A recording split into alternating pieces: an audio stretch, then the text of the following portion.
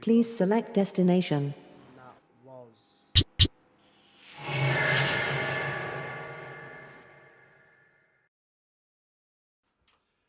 It was the bizarrest thing. There I was at the back of the Rogue Motorsport pit garage at the Britcar 24-hour race.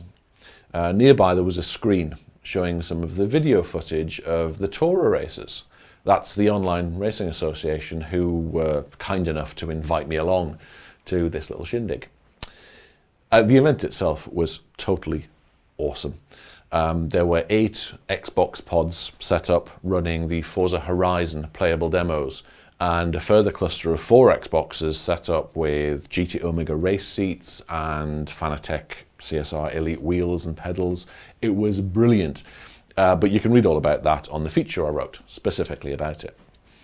Back to that bizarreness though, because that wasn't it. The bizarreness was the question one of the race officials in attendance asked while he was watching the footage. Is that real racing? Think about that. Is that real racing? What constitutes a positive response there? Yes, they were real people taking part in a race event with cars that had been specifically prepped for that occasion. They were subject to strict rules with regards both the cars themselves and the on-track behaviour. They qualified for a starting position and raced until the end, and then there was a winner. For me, by all of those measures, yes, this was real racing, but that's actually not what he meant. He meant real as in, could I go and touch those cars, smell the petrol, etc., etc. And of course, no, he couldn't. But here's my particular thought for this in-game. What constitutes and defines real? I wrote a piece on Tourer about a year ago, and I've predicted great things for them. They have a unique position as they are officially sanctioned as a racing association by the Motorsports Association of Great Britain, the MSA. And that's the exact same body which governed and oversaw the Britcar 24-hour race event that we were at. Tourer have a hefty set of rules in place for all of the race series that they run. They commentate on the races, on the videos. They have year-long championships. In fact, the only difference between the championships that Tourer run and the ones that use hard metal cards and hard hydrocarbons is that Tourers are much, much cheaper to enter. Let's look at another game type though, poker.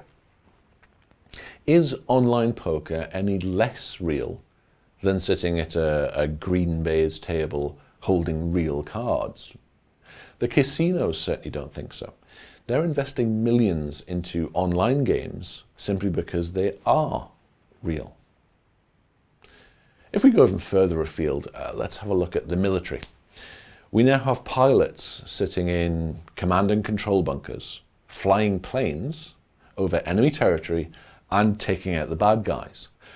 I'm not saying that that's a game, certainly not, but the resonance is there, certainly for me.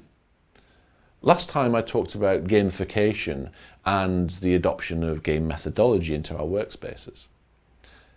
As games and game theory become more widely used, they become harder to define by their presentation and the technologies.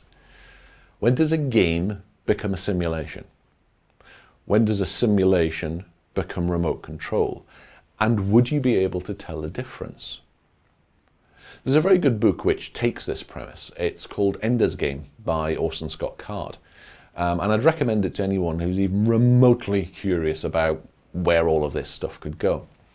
If you aren't into heavy sci-fi, then perhaps a slightly easier read is Only You Can Save Mankind by Terry Pratchett. Slightly easier read and probably also a little bit more humorous as well. Is the future all virtual though? No, I don't think so. I actually hope not. I like the smell of burnt petrol. But if we look at what's been accomplished so far, there's no reason at all why we couldn't be expanding our thinking to include virtual events as well as physical ones. Keep an eye on those Tourer guys. They're building the future. And you know what? So could you. I'll see you next time.